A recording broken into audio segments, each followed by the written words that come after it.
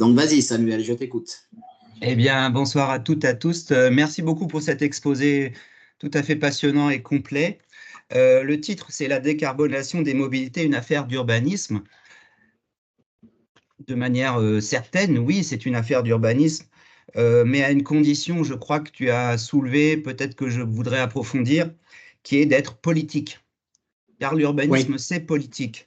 À savoir que, euh, effectivement, il ne faut pas forcément, dans la méthode, commencer par poser des solutions techniques, mais commencer par discuter à plusieurs échelles des besoins. Je pense par exemple au plan de mobilité des entreprises, des écoles, des administrations, qui appellent pour moi du dialogue social pour justement mesurer ces besoins et trouver collectivement des réponses quand les principaux déplacements en voiture du quotidien sont surtout des circuits pour aller travailler, emmener les enfants à l'école, aller déjeuner, faire les courses, partir en vacances parfois. Et donc, je me demandais si dans votre propre organisation, il y avait déjà des plans de déplacement et qui avaient fait l'objet de discussions un peu politiques. L'intermodalité aussi, tu en as parlé. Pour moi, il y a une loi qui existe en France et pour autant, elle n'est pas suffisamment appliquée. Et interpeller son député, c'est politique, c'est de l'urbanisme pour faire en sorte que cette loi soit appliquée. Quand aujourd'hui, des grands opérateurs de transport, sans les nommer, ne permettent pas aux usagers d'avoir un vélo dans un train, par exemple. Mettre à l'agenda et animer le débat public en la matière, c'est effectivement le rôle de la SFU, le rôle des urbanistes. Quand tu as parlé de l'imaginaire, c'est tout à fait passionnant. En France, il y a un imaginaire fort collectif sur le vélo. Pour autant, la part modale des déplacements en vélo du quotidien reste assez saisonnière et modeste finalement. Donc il y a peut-être un mhm, paradoxe. oui, Et j'allais dire, ce qui est politique aussi, c'est le choix. C'est-à-dire, est-ce que tous les publics qui marchent ou qui prennent les transports en commun ont le choix? Est-ce il y a des publics captifs, on le sait, qui n'ont pas les moyens d'acheter une voiture, qui en rêveraient peut-être, mais il y a bien un critère qui est socio-économique, mais qui interpelle à l'échelle politique. Et enfin, sur l'e-commerce, ce qui est politique aussi à interroger, je pense, même à titre d'urbaniste, c'est le fait que les autorités publiques de régulation de l'espace disponible pour stationner ont été dépassées ces dernières années. Je pense aux trottinettes à Paris, je pense au débat que ça a généré, et ont été dépassées par aussi les comportements de consommateurs. On est tous des consommateurs, parfois on consomme du e-commerce, si je puis dire, mais est-ce qu'on pense chacun à la responsabilité qu'on a sur la chaîne logistique, justement?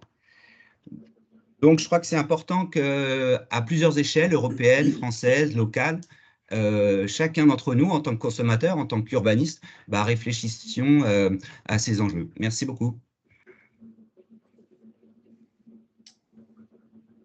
merci Samuel. Je ne sais pas si toutes tes remarques très judicieuses appellent une réponse. C'est plutôt un enrichissement du débat, je pense, hein, mais je suis entièrement d'accord avec tout ça.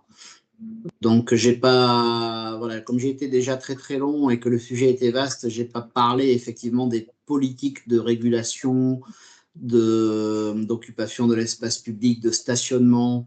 Voilà, il y a une infinité d'outils qui permet d'orienter les mobilités. Et le cocktail de ces outils, c'est effectivement la construction d'une politique hein, qui est très différente selon les villes d'ailleurs, hein, et qui peut aussi poser question dans l'absence d'harmonisation.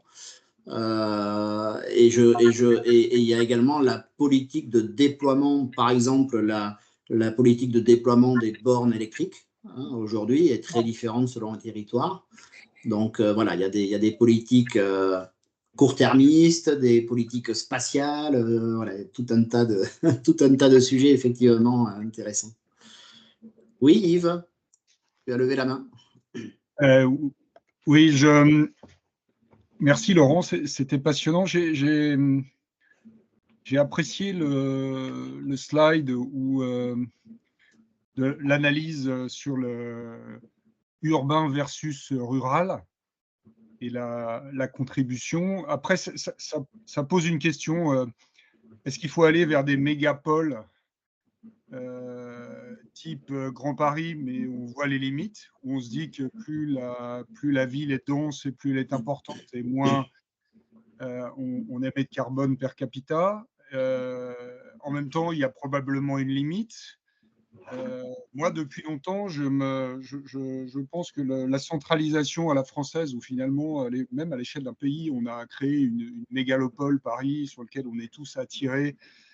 Est-ce que c'est le bon modèle pour le carbone versus un modèle allemand où on arrive à avoir plusieurs villes connectées entre elles, villes peut-être à taille plus humaine.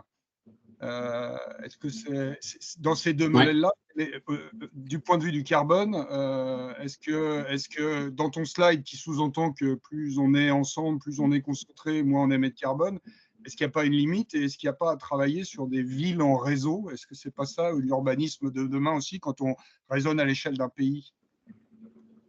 Absolument. Alors là, il y a pas mal d'études. Alors, il y a déjà les constats. Donc, effectivement, quand plus une ville est dense, alors je parle plutôt d'intense parce qu'on est dans les sujets d'accessibilité. Hein. Si tu as une ville très dense mais où tu n'as que du logement, tu vas pas être dans des parce que les gens vont quand même aller travailler très loin, même si c'est très dense. Donc, dans les villes très intenses ou qui multiplient tous les usages, on a un effet direct entre l'intensité et les formes de mobilité.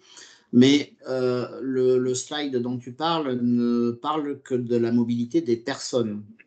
Et le sujet, en fait, de la ville très intense ou très grosse, on va dire, plus elle est grosse et plus les enjeux de logistique aussi deviennent importants. Donc finalement, il n'y a pas d'études, par contre, sur ce sujet-là, quasiment pas, sur le fait que l'économie de carbone des mobilités des personnes d'une ville dense serait compensée par plus de carbone pour desservir tous ces gens, en nourriture, en marchandises, etc. Donc ça, du coup, je ne sais pas. Maintenant, il y a quand même aussi des zones à faible émission qui sont mises en place, donc on ne peut plus livrer toutes ces villes denses avec des mobilités carbonées. Donc voilà, même on va aussi changer ce sujet-là. Après, je pense que c'est la différence entre la taille de la ville et la centralité. Donc, on peut avoir des petites centralités qui sont très vertueuses et qui ne concernent pas des grandes villes.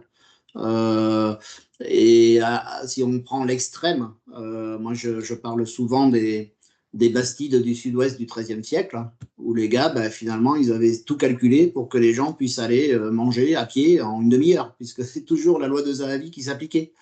Et donc, les Bastides du sud-ouest, c'est 400 villes nouvelles de 5000 habitants, chacune espacée de 20 km, parce qu'en 5 km, on pouvait amener les marchandises dans la ville, et la ville elle-même fait un certain rayon pour aller à pied chercher ses marchandises. Donc finalement, il y a aussi des modèles de sobriété dans les mobilités qui est basé sur des petites villes, mais avec, comme tu le dis, des systèmes de microcentralité qui sont connectés les uns aux autres. Donc c'est ça qui est assez intéressant. Bruno? Oui, il faut que je mette mon micro, je pense. On m'entend? Non, on t'entend. Bon, ok.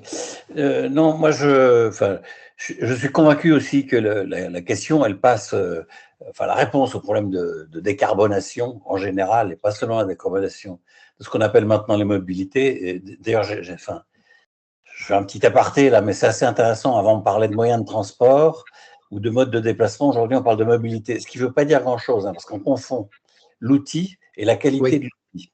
Bon, mais ça ne fait rien. Parfois, comme ça, dans le vocabulaire, il y a des espèces de transferts de sens qui se font. C'est intéressant de regarder ce qu'ils veulent dire. Bon, mais je ne suis pas sémiologue, mais Roland Barthes serait là, je pense qu'il se réjouirait et il aurait beaucoup de choses à raconter. Bon, mais c'est un aparté. Non, moi, je pense que, ce qui m'a fantastiquement impressionné dans ton exposé, Laurent, qui est remarquable, hein, comme toujours, c'est la publicité de Renault, quoi, sur la Zoé. Enfin, quelle escroquerie, quelle remarquable escroquerie, comme beaucoup de publicités d'ailleurs, parce que c'est intéressant, il faut mettre à côté le petit schéma où tu dis une voiture électrique pour la fabriquer, on consomme 20, on émet 20 tonnes de carbone. D'accord. Et ce qui fait qu'en fait, une voiture électrique, le bilan carbone, il commence à être intéressant qu'une fois qu'elle a roulé au moins 10 ans par rapport à une voiture avec un moteur thermique. D'accord? Et je serais curieux de savoir le nombre de gens qui savent ça et qui s'en rendent compte. Ou si vraiment ils veulent rendre service à la planète, il faut qu'ils roulent au moins 10 ans avec leur bagnole. D'accord? Ce qui fait que pour moi, la solution n'est pas là. Je pense qu'on se trompe complètement là-dedans. D'autant que, on est en train de se créer des besoins en électricité auxquels on ne pourra pas répondre. C'est angoissant, quoi. Je veux dire, on veut faire des voitures électriques. Alors, tous les jours, moi, je reçois des coups de fil pour que je mette une pompe à chaleur à la place de ma chaudière gaz, à condensation, je précise. Et donc, on est en train de se créer des besoins en électricité auxquels on ne pourra pas répondre, même avec des EPR, parce que vu le retard qu'on a pour les faire marcher, et vu le prix que ça coûte, on n'y arrivera pas. D'accord? Donc, il faut réfléchir ailleurs, c'est évident. Et donc, ailleurs, c'est où? C'est comment on limite les déplacements. D'accord? Et c'est pour ça que toute la réflexion sur la taille des villes, elle est primordiale, elle est capitale, elle est essentielle. C'est-à-dire, on l'a vu, hein, la campagne, c'est très joli, mais ça bouffe du carbone, d'accord? Enfin, ça en émet plutôt. Alors, donc, c'est quoi le seuil à partir duquel on commence? Enfin, c'est la question de l'intensité beaucoup plus que de la densité. Le seuil à partir duquel on commence à être économe. Hein. Et puis, c'est vrai que à partir de où aussi, quand on est trop gros, quoi, parce que les avantages, comment dirais-je, sont annulés par les inconvénients des mégalopoles qui sont excessivement importantes, etc., où on n'arrive pas à tout régler. Bon. Donc, moi, je pense qu'il faut beaucoup plus travailler là-dessus. Donc, effectivement, le problème de la décarbonation, c'est un problème d'urbanisme. C'est dans quoi on vit et comment on vit, beaucoup plus qu'en faisant des bagnoles électriques. Hein. Ça, c'est des trucs pour les constructeurs automobiles, ça, mais c'est pas du truc pour... Alors, juste, voilà, entièrement d'accord, Bruno, le coût des 10 ans. Alors, la Zoé est quand même une voiture très légère et on considère que les voitures électriques légères avec des petites batteries sont quand même une solution, en tout cas bien meilleure que les très grosses voitures. Il y avait, par exemple, une grosse berline aujourd'hui électrique pèse 5 fois le poids d'une 2 chevaux. Donc, voilà, c'est pour dire que une 2 chevaux qu'on met en électrique semble être quand même une solution de mobilité assez sympa. Voilà, une Porsche électrique, c'est plus discutable, effectivement. Mais une voiture, c'est 300 kg de batterie déjà. D'accord? C'est oui, c'est ça. C'est de mon gabarit ou 4 personnes dans un gabarit normal. Quoi. Donc, alors, on se balade avec 4 personnes quoi, quand on est en voiture électrique. Sur ce sujet de la... C'est fou, ça. Moi, j'invite à réfléchir un peu à ça. Je ne suis pas du tout convaincu que ce soit la réponse. C'est beaucoup plus un système d'organisation de la ville, de mode de mode de comportement, etc., qu'on trouvera des solutions. Beaucoup plus qu'en inventant des trucs qui sont des fausses solutions. Oui. Moi, je suis tout à fait d'accord. Attends, oui, bonjour Chantal, mais il y a quelqu'un qui avait levé la main avant toi. Pardon. Alors, c'est marqué Popova. On vous voit très mal, madame. Je ne sais pas si c'est la lumière. Oui, parce que je n'ai pas allumé. D'accord.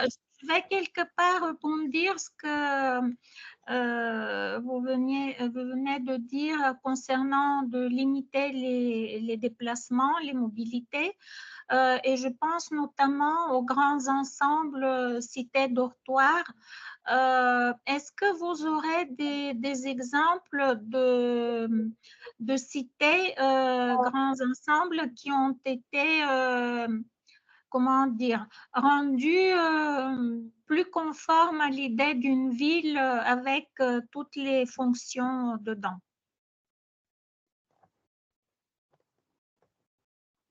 Alors écoutez, oui, alors on a beaucoup d'exemples, soit parce que justement ils ont été pensés dès l'origine pour être davantage des quartiers que des grands ensembles. Et ça, si vous regardez notre précédent rendez-vous sur les fondateurs de la SFU fait par Bruno, vous comprendrez assez vite qu'il y a peut-être un savoir-faire perdu, mais en tout cas qu'il a été extrêmement présent, notamment entre deux guerres. Après, peut-être que vous parlez plutôt des rénovations urbaines, c'est-à-dire est-ce qu'on arrive à transformer des grands ensembles voilà, dans des quartiers plus agréables. Bon, ben là, il y a, je dirais, tous les travaux de l'ANRU. Bon, l'ANRU, c'est une banque, hein, donc voilà, c'est des gens, il y a un investissement quand même assez massif sur le retraitement de certains quartiers. Je pense que Samuel pourrait nous dire 2 mots là-dessus parce qu'il est très concerné dans sa commune, avec des succès qui peuvent parfois être un peu mitigés, mais en tout cas avec toujours cette idée que finalement, il faut réinstaller de la mixité d'usage dans ces quartiers et que c'est la priorité pour envisager toute autre chose. Voilà, donc on est bien sur, en tout cas, cet objectif. Oui. Puis, il y a une question d'échelle aussi. Tout à fait, tout à fait. Merci beaucoup. Chantal, tu voulais dire un mot? Moi, je voulais dire que je suis complètement d'accord avec Bruno, l'électrique. Je pense que c'est un grand fantasme, mais ça pose des tas de problèmes. D'abord, où aller chercher les métaux qui servent à construire, hein. Pour l'instant, on les prend dans des pays de façon pas très écologique, donc voilà. Et je pense qu'effectivement, c'est un grand... C'est un peu une chimère, la voiture électrique. Bon, d'abord, je pense qu'effectivement, il vaut mieux penser à d'autres moyens. Bon, d'autre part, ce que je voulais dire, tu as fait un superbe exposé, Laurent, en parlant, par exemple, sur le plan de la résorption du CO2, des arbres, il faudrait avoir en quantité, je ne sais pas combien de forêts pour faire, essayer d'absorber ce que l'on produit comme CO2. Je pense qu'il ne faut pas oublier non plus, et moi je suis dos à la Méditerranée, la mer et les algues, et Oui. qui sont bien plus absorbantes que les arbres. Donc les algues, et je pense que la protection, et au-delà de ça, il y a évidemment toute la logistique maritime qui est en train de vraiment se transformer, avec là l'usage de la voile. Bon, et on travaille pas mal là-dessus à Marseille en ce moment, et je pense que ça, déjà, si on gagne cette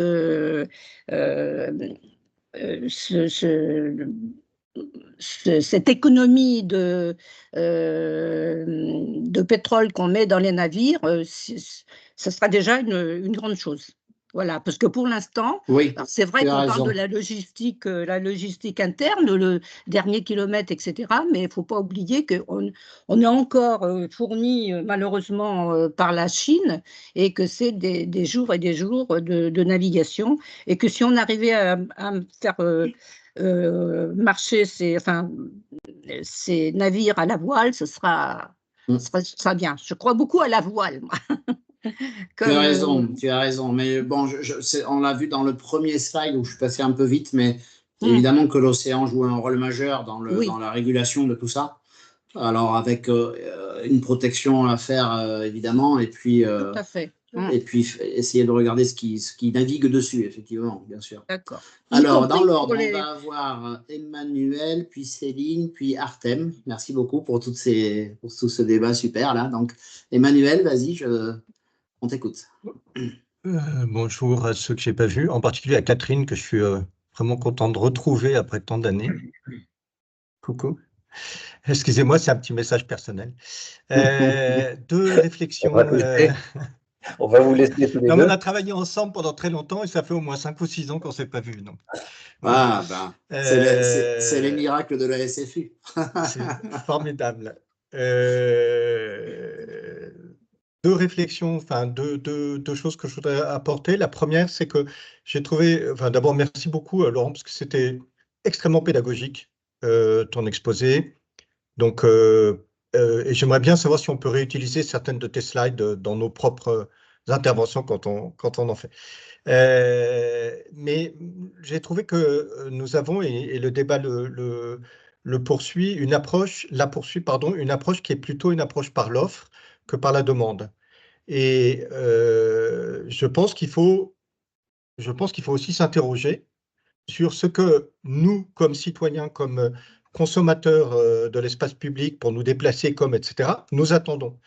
Or, on est très, et encore plus en France, individualiste, et on est très attaché au déplacement individuel. Regardez, les voitures partagées, ça n'a pas marché du tout parce qu'on est attaché à sa propre voiture, et etc.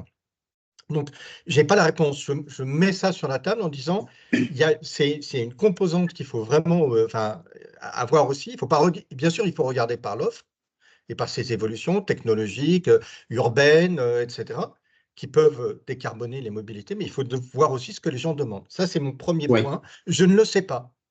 Je ne le sais pas. Pour toute modestie, je ne sais pas est-ce que nous sommes, nous, les consommateurs urbains, sommes prêts aux évolutions dont tu parles. La deuxième question que je voudrais poser, c'est qu'il me semble que tu as très bien mis en évidence les enjeux urbains, les enjeux technologiques, etc. Il y en a un que j'aimerais mettre en plus sur la table, c'est la question du prix. Parce qu'on ne le pose pas. Et je voudrais mettre sur la table le débat, en fait, alors si je simplifie évidemment et que je schématise, entre Jancovici et Tirole, disons, entre l'internalisation des coûts externes. Donc la pollution devrait avoir un prix et il faut réussir à intégrer ce prix dans le coût du déplacement, ce qui nous amènera très vite à réduire la pollution de nos déplacements. On fonctionne par intérêt. Ou bien alors, est-ce qu'il faut limiter les déplacements, comme le dit Jancovici, c'est-à-dire 3 déplacements en avion dans sa vie, et puis c'est tout. Donc il y a d'autres outils que je voulais introduire dans le débat. À nouveau, je n'ai absolument pas la connaissance qui me permet d'apporter des réponses, mais en tout cas, je pense que ces éléments-là doivent entrer dans le débat. Oui. Merci beaucoup. Effectivement, je n'ai pas la réponse non plus. Je vois Samuel réagir sur la gratuité des transports collectifs qui est en préparation. On est en train de monter un rendez-vous qui aura lieu sûrement à l'automne sur la gratuité des transports collectifs. Donc, on reviendra sur ce sujet. Mais là, si tu parles, Emmanuel, en fait, du chèque carbone que chacun peut dépenser comme il veut, mais avec une limite. Alors, justement, il y a 2 solutions. Celle de Jancovici, c'est vous avez droit à tant d'émissions carbone dans votre vie, et puis au-delà de ça, vous ne vous déplacez plus. Et puis celle de Tirole, si je simplifie, ça consiste à dire internalisons les coûts externes, faisons payer le coût. On a donné un coût au feu, donc à l'énergie, on a donné un coût à la terre, on a donné un coût à l'eau, donc dans les 4 éléments, donnons un coût au 4e qui est l'air. Si on détruit de l'air, on doit payer pour cette destruction, pour cette utilisation, en quelque sorte. Oui. Et ça, c'est un sujet qui est très complexe, parce que ça veut dire internaliser les coûts externes. On s'y est risqué et on a eu les bérets rouges, on s'y est risqué et on a eu les gilets jaunes, mais il va bien falloir, moi je pense qu'il va falloir qu'on y aille. C'est-à-dire qu'on paye la pollution. Oui, je comprends bien. C'est plus vaste, c'est-à-dire qu'il y a quand même une notion de liberté de déplacement qui est quand même fondamentale, même aux espèces animales, je dirais. Voilà, c'est plus que l'homme. Et donc, c'est vrai que c'est toujours extrêmement compliqué de mettre un petit coup de canif à cette liberté. Il faut d'abord qu'on se rende compte qu'il faut qu'on devienne tous responsables des limites de cette liberté, quoi. Voilà, il y a une façon, je pense, d'amener le sujet. On ne va pas monopoliser le sujet. Je veux juste dire un point sur cette liberté. Aujourd'hui, tu payes le coût de ton déplacement. Simplement, tu payes le coût du déplacement sans prendre en compte la pollution, qui est générée par ce déplacement. Et moi, je pense qu'il faut qu'on intègre ça dans le coût du déplacement. Ça ne veut pas dire limiter les déplacements. Ça veut dire payer le déplacement à son vrai coût. Bon, je m'arrête. Céline, tu avais levé la main. Bonjour Céline. Merci, bonjour. Merci beaucoup pour cet exposé qui était vraiment très intéressant et très complet. Merci. Du coup, je rebondis sur ce qui vient d'être dit parce que pour moi, quand on parle de demande, moi je dirais plutôt quelle est l'acceptabilité des usagers. Et c'est ça, je pense qu'il faut arriver à identifier. Et pour moi, là, l'urbaniste a un rôle de pédagogue Ouais. pour vraiment peut-être désacraliser un peu le transport tel qu'on le connaît jusqu'à présent, et notamment les habitudes qui sont vraiment ancrées, quel que soit d'ailleurs l'âge, quel que soit qu'on soit en zone urbaine ou en zone rurale. Voilà, il y a des habitudes qui sont là, de faire des petits trajets en voiture thermique la plupart du temps, de stationner au plus près de chez soi, d'amener ses enfants à l'école en voiture. Si on pouvait même les déposer en voiture dans la cour de récréation, ça serait encore mieux. C'est vraiment ces habitudes-là qu'il faut peut-être aider à changer, accompagner. Et je pense que là, c'est un enjeu qui fera que ces mobilités décarbonées pourront se développer davantage, en dehors évidemment, du coût que ça peut engendrer, le coût d'achat d'une voiture électrique ou le gain de temps que les mobilités décarbonées peuvent apporter. Voilà, c'était le petit, je dirais, petit apport lié à l'usage qui est important pour moi. Oui, tout à fait. Merci Céline. Artem, si vous pouvez vous présenter rapidement. Voilà, bonjour. Oui, bonjour à tous. En fait, j'écoute tout le temps tous nos pensées autour de ce sujet et j'ai toujours l'impression qu'on essaie d'inventer en fait une machine à mouvement perpétuel. Sans rien faire, on veut avoir tout. On veut que ça bouge, que ça travaille, qu'on a toutes les mobilités, le fonctionnement des villes, le confort d'usage et tout ensemble. En fait, c'est pas possible. On oublie tout simplement des très simples et basiques règles de physique qu'on a appris tous à l'école, que chaque travail, c'est toujours émission de la chaleur. La chaleur, c'est pareil, le CO2. Donc, dès qu'on chauffe quelque chose, on fait brûler, on fait émission de CO2. Et ça touche en fait à tous les niveaux. Même si on parle, quand vous avez parlé de voitures électriques qui dégagent beaucoup de CO2 en production à cause de l'électronique, en fait, sans électronique, on ne peut pas avoir les smart cities, on ne peut pas avoir toutes les études qu'on peut avoir maintenant. On ne peut pas nous voir, nous, maintenant, en visio et discuter de tout ça. Si on arrête de faire tout ça, chacun reste dans son village ou sa ville ou quelque part sans bouger ni rien, après, on n'a plus de conscience collective. Donc, tout ce qu'on a maintenant, la conscience collective, toutes les questions, ce qu'on se pose maintenant, la possibilité de voyager, de voir le monde, de voir toutes les solutions qui existent, et en fait, avoir cette vraiment communauté d'esprit quand le monde entier qui fait un accord à Paris pour le climat, c'est aussi un peu grâce à ce qui a été fait auparavant.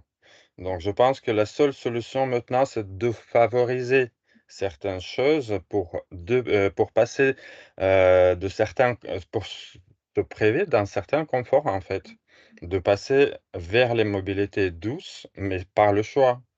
Par le choix, par la Oui, politique, quand on a parlé, par une certaine imposition et comme urbanisme, en fait, de proposer certains modes de vie quand on va rester dans un certain périmètre et dans certaines limites des choses qu'on fait pendant un certain temps, en faisant les voyages peut-être avec des transports en commun, des trains, je ne sais pas, électriques ou les autres, que va dégager quand même le CO2, mais quand même de perdre cette habitude d'aller tout le temps, le plus loin possible, de faire des conférences le matin à Madrid, le soir à Pétersbourg. Et c'est seul que comme ça, on ne peut pas faire autrement. Aucune solution, aucune voiture électrique, un avion à hydrogène, tout ça, ça ne va pas nous permettre de réduire. Si on continue à faire la même quantité de travail, Bah, la seule chose, c'est on peut augmenter peut-être l'efficacité de ces mécanismes, mais ce sera jamais zéro. Oui, oui, mais c'est exactement. Alors, ce qu'on est en train ce qu'on a partagé là en termes d'urbanisme, c'est que on dirait que les seuls endroits où effectivement on s'évite beaucoup de travail pour faire beaucoup de choses finalement, c'est des endroits qui sont extrêmement denses ou intenses. Tout à l'heure, on a vu que pour les Parisiens, donc je parle bien intramuros, la part modale de la voiture, c'est 10%. Et ça, ce sont les chiffres de 2000 qui ont déjà 10 ans. J'ai lu l'autre jour un article qui reste à vérifier, mais qui dit que c'est descendu à 4%. C'est-à-dire que si tout le monde entier était comme les Parisiens, ça serait réglé. La mobilité serait totalement décarbonée.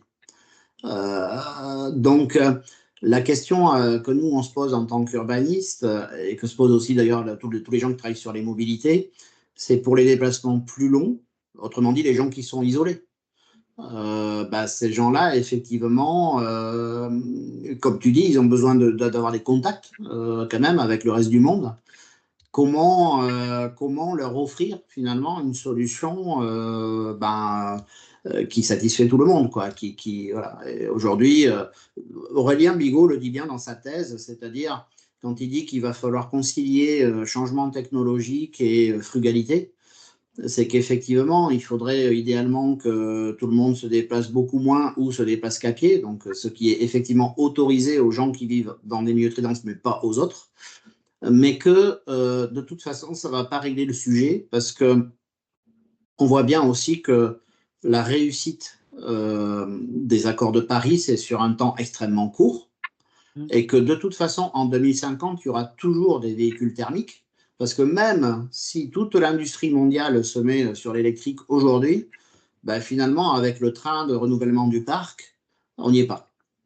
Donc, c'est pour ça que c'est la conjonction des deux, quels que soient les moyens technologiques qu'on met en œuvre, qui est importante. Et nous, en tant qu'urbanistes, on ne va pas agir sur les moteurs, évidemment, mais on peut agir effectivement. Mais c'est un gros travail avec ce que dit Céline sur l'accompagnement des gens, ce que dit Emmanuel peut-être sur la réalité du coût de tout ça.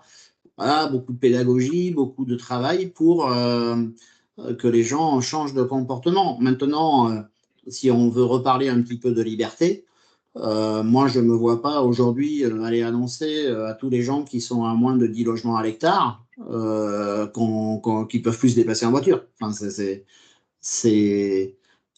ça me semble totalement impossible. Et donc, on peut peut-être leur proposer effectivement de covoiturer, de se mettre ensemble, d'acheter une voiture pour trois, tout ce qu'on veut. Ça, c'est possible. C'est des politiques, hein, comme disait Samuel, qui jusqu'à présent, je ne sais pas si elles étaient peut-être pas assez ambitieuses, mais le dernier coup là, du chèque de 100 € pour covoiturer, ça n'a pas beaucoup marché. Ça, c'est vraiment à la marge, quoi.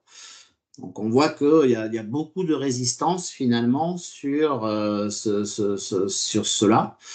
Voilà. Donc densifions les villes, ça, on sait faire. Et puis essayons d'être plus intelligents, peut-être plus innovants sur les territoires plus isolés. Oui, et je voulais rajouter aussi qu'on parle beaucoup dans le bâtiment maintenant de toutes les solutions passives, la maison passive, mais pour les villes aussi, c'était encore Vitruve qui a expérimenté à Rome avec les rues qui respirent et tout ça. Et si maintenant, avec le réchauffement climatique, bon, en France, on n'a pas trop de climatisation, mais si on va en Espagne, on voit partout que c'est froid au fond. Mais les villes, les rues, ils sont pas vraiment adaptés pour la mobilité douce. Rester à Séville en été dehors ou prendre même le vélo, c'est pas possible. On va Ouais, prendre bien la voiture avec le climatisateur ou bien rester chez soi. tout à fait. Merci beaucoup, Artem, pour toutes ces remarques. Jean-Claude, tu avais levé la main? Oui, On t'écoute. je ne sais pas, on m'entend là, c'est bon? Oui, oui, on t'entend, on t'entend. Et donc, il y a une dizaine d'années, sur le Technopole de Savoie Technolac, on avait fait un test de sensibilité sur de la du covoiturage spontané. Donc, les gens ne se connaissaient pas tant que ça sur le Technopole et on a vu que les temps d'attente étaient de 18 à 22 secondes, je crois, pour trouver quelqu'un. La probabilité de survenance d'une voiture qui va dans la direction ou voire même là où vous allez est très élevée. Seulement, les 4x4, etc., ne s'arrêtaient pas. C'était les étudiants de l'université avec des vieilles guimbardes qui étaient les plus coopératives. Donc, il y a une notion, on va mettre l'accent sur le comportement. Et après les 2 minutes, quand on monte dans sa voiture, on a besoin d'un sas de décompression. Donc, prendre attention et regarder un peu ce qu'il y a autour. Et le frein qui était à lever, c'est de savoir où la personne allait. Beaucoup hésitaient à s'arrêter. Il faut qu'on puisse s'arrêter en sécurité. Donc, on a fait une station, on téléaffiché « je vais à » et la personne s'arrêter parce qu'il n'y a pas d'ambiguïté. On évalue, on voit la personne si c'est compatible, si c'est pas complètement spécial, etc. Et on voit où on va et donc on sait qu'on ne va pas s'arrêter pour rien, qu'il y a un problème de sécurité. C'est la première chose. Deuxième chose, c'était sur si on scannait toutes les entre guillemets, tous les motifs de déplacement des RER et des métros, on verrait qu'il y a peut-être 10, 20 ou 30% de déplacements qui pourraient être évités en convoquant les technologies qui sont sur les étagères, qu'on connaît bien. Moi, j'ai eu la chance de rencontrer Laurent Vigneault à RSE et le génie de la crise du fait du Covid, c'est qu'il faut trouver, et on s'est mis en visioconférence, eh bien, en alternant avec des contacts qui sont indispensables et irremplaçables, eh bien, c'était des grosses économies, notamment pour moi qui viens de province, 6 heures de TGV, 200 €, c'était, voilà, ça permet de communiquer, de mieux gérer son temps. C'est une réflexion au niveau des comportements et aussi la mobilité transversale. Si on regarde beaucoup de métiers non différenciés, c'est pas péjorant, hein, des métiers classiques d'entretien de maintenance, on a des gens qui se croisent tous les matins, qui viennent, l'un va là où l'autre habite pour faire le même métier. Donc, dans la mobilité transversale, une base, une plateforme pourrait permettre d'identifier, ben moi je bosse là et j'ai le même emploi, je ne sais pas si je me fais bien comprendre, donc l'emploi que je vais exercer moi à 20 km, eh bien il existe en fait ici à 500 mètres de chez moi et je peux y aller à pied dans la mobilité à pied est excellente et donc je fais échange quoi. Sans faire abstraction, bien sûr, de l'attachement aux entreprises du Bataclan, etc. Voilà quelques réflexions sur les notions de comportement en attendant bon, les grands reports modaux avec des nouveaux systèmes et tout le Bataclan. Merci Jean-Claude. C'est vrai que l'information mutuelle de qui se déplace où et qui peut amener ou quoi, voilà, je pense que c'est quelque chose que permet aussi les réseaux sociaux aujourd'hui. Ça produit des hasards. Donc voilà, ça peut être mis à profit effectivement. Très bien. Bruno, on va peut-être se rapprocher de la conclusion. Mais... Oui, enfin, moi oui. Enfin, on m'entend? Oui. Non, je voulais juste, enfin, je vais me répéter peut-être, mais moi je pense que la première solution, c'est encourager et travailler à ce que les gens, quand ils se déplacent, aient des déplacements limités en distance. Donc ça, c'est la ville intense, évidemment, la réponse. Et puis la deuxième, et alors là c'est beaucoup plus compliqué à mon avis, c'est faire qu'on ait moins besoin de faire des déplacements longs, hein, de parcourir de grandes distances. Et là, là c'est beaucoup plus compliqué. Je pense à un truc, par exemple, les premières études qui ont été faites sur l'impact du télétravail sur les déplacements, elles montrent par exemple que le télétravail, ça augmente les déplacements en voiture. Alors, c'est paradoxal, mais qu'est-ce que ça veut dire? Ça veut dire que quand on télétravaille, et qu'on habite en banlieue parisienne et qu'on travaille à la Défense, par exemple, eh ben, si on se déplace tous les jours, ben, on a une carte orange. Si on a juste une réunion par semaine et que le reste du temps on fait du télétravail, on n'a plus la carte orange, ça vaut pas le coup. Et donc, on va à la réunion en bagnole. Ça, c'est un premier exemple. Le deuxième exemple, c'est que quand on prend les transports en commun tous les jours, eh ben, on en profite pour, en rentrant du boulot, acheter de la baguette ou pas, la baguette ou je sais pas quoi, le truc qui manque pour le dîner le soir. Quand on est en télétravail, eh ben on sort pour aller faire les courses et là, on va prendre la bagnole parce que du coup, j'en profiterai pour faire ci, pour faire ça. Donc, c'est extrêmement compliqué. Et moi, je pense, alors je suis pas un grand fan de Jean Covici, mais quand même, il dit des trucs relativement intéressants. Parce que bon, pourquoi je suis pas un grand fan? Parce que moi, j'ai explosé le compteur hein, déjà pour les 5 déplacements en avion. Pourtant, je suis pas un grand voyageur. Je suis pas un grand voyageur. Mais bon, je crois que si on veut bosser, il y a quand même des. Enfin, c'est pour ça que c'est très compliqué. Mais je pense qu'à un moment, il va falloir, je ne vais pas dire qu'il faut une dictature, mais il va falloir serrer les plombs. Hein. Sinon, on n'y arrive pas. Voilà, c'est mon inquiétude. Mais je vois mal comment on peut faire autrement. Bruno Jancovici, il dit comme toi, il dit il faut une dictature. Non, je n'ai pas dit ça. Mais bon, ben, écoutez, en tout cas, merci pour ce très riche débat qui mélange un peu les solutions et les avis, je dirais, mais voilà, on voit que c'est extrêmement riche.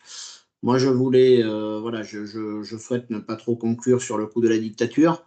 Je suis convaincu quand même que on en revient toujours à nos meilleures façons d'occuper un territoire ou un espace, qui est quand même une culture collective à construire. Ce que j'ai essayé de transmettre aujourd'hui à travers ce rendez-vous, dans la slide à la fin, c'était quand même la première ligne, c'est déjà de considérer que la voiture, c'est une parenthèse. C'est quelque chose d'extrêmement récent et dont on annonce la fin. Voilà, tout ce qu'on vient de dire, c'est d'essayer d'en annoncer la fin. Donc, voilà, je pense que les urbanistes doivent se mettre un petit peu dans cette posture. Après, il y a peut-être des moyens de précipiter la fin, peut-être des moyens de l'accompagner, peut-être des moyens de l'améliorer. Voilà, mais je pense qu'il y a quand même beaucoup de moyens. Et alors, le sujet donc sous-jacent, c'est effectivement le droit à la mobilité. Il est vrai que en 1750, le taux moyen d'un déplacement journalier par personne, c'était 3 déplacements. Aujourd'hui, c'est 4,5. Donc voilà, on se déplace davantage pour d'autres motifs, d'autres choses. Et je pense qu'il y a eu du progrès derrière tout ça et que c'est pas une bonne nouvelle de moins se déplacer. Moi, j'ai vécu beaucoup en Outre-mer où les gens qui se déplacent moins, voilà, c'est que vraiment, ils sont pas au top, quoi. Hein, voilà, ils sont pas heureux, en tout cas, pour la plupart. Donc, je pense qu'il faut arriver quand même à capitaliser ce progrès qui a fait de la mobilité quand même un art de vivre, quelque part, un agrément. On a ce sujet, voilà, que ça s'est accompagné d'un allongement des distances et sûrement un peu trop, et d'une liberté complètement débridée par rapport à cet allongement. Mais d'un autre côté, on le sait depuis très peu de temps. La loi de Zahavi, c'est très récent. On n'avait pas réalisé, en fait, avant que plus on mettait de capacité, plus les gens allaient loin. Ça paraît évident aujourd'hui, mais ce n'était pas du tout évident. Moi, quand j'ai commencé dans les modélisations de transport, on en était toujours à dire on va rajouter de la capacité là où il y a de la demande. Enfin, c'est tellement évident. Donc, c'est très, très récent, tous ces changements de choses. Et je pense que c'est récent parce que c'est plutôt induit par un changement de culture générale. Voilà, il y a plus de gens maintenant qui font du vélo, qui sont multimodaux, qui jonglent avec différentes mobilités. Je pense qu'il y aura de plus en plus de gens qui prendront conscience de leur poids carbone, hein, voilà, tout simplement. Et donc, c'est à nous, je pense, maintenant, les urbanistes, alors déjà à valoriser les acquis. On sait beaucoup plus de choses qu'il y a 10 ans, on sait beaucoup plus aménager qu'il y a 10 ans. On a beaucoup plus de problèmes aussi avec les nouvelles mobilités, les douces, les pas douces, voilà, et c'est pas fini, hein, ça va arriver avec les drones et compagnie. Donc, tous ces sujets-là, il faut qu'on les intègre dans nos analyses. Et après, après, je dirais, on a un mauvais moment à passer, là, les 20-30 prochaines années. Voilà, il faut tout faire pour réussir. Donc, effectivement, ça peut être par des politiques un peu plus, je dirais, brutales que par le passé. Mais moi, je reste quand même relativement convaincu qu'on peut arriver à faire beaucoup de choses en affinant les choses, en connectant les choses, comme le disait Jean-Claude, en offrant des nouvelles cultures, comme le disait Artem. Voilà, bon, voilà. Je pense qu'on a récolté beaucoup de petites graines aujourd'hui et puis peut-être qu'on aura à faire un nouveau rendez-vous pour les mettre bout à bout et essayer de donner cette fois la position de la SFU sur les aménagements les plus pertinents pour amorcer toutes ces transitions, quoi. Voilà, c'est un peu ce que je retire de cette soirée agréablement passée avec vous. Voilà, je vous propose de conclure là-dessus. Le replay à la fois de la présentation puis après du débat sera sur la chaîne YouTube dans une dizaine de jours comme d'habitude. N'hésitez pas à aller revisionner les autres rendez-vous, soit en passant par le site internet où Bruno nous a fait tout le menu avec tous les accès directs vers les 25 rendez-vous de la SFU. Donc c'est un vrai menu, voilà, ça se dévore comme un bon roman. Et puis, ben voilà, on continue. Et au passage, si vous avez des sujets que vous souhaitez voir adressés dans les rendez-vous de la SFU, n'hésitez pas. On est là pour capitaliser les connaissances et les partager. Donc, ça sera toujours avec grand plaisir. Et sur ce, je vous souhaite donc une excellente soirée. Et merci beaucoup d'avoir été là. Bonsoir. Au revoir. Merci à tous. Au revoir. Merci, au revoir. Au revoir. Merci.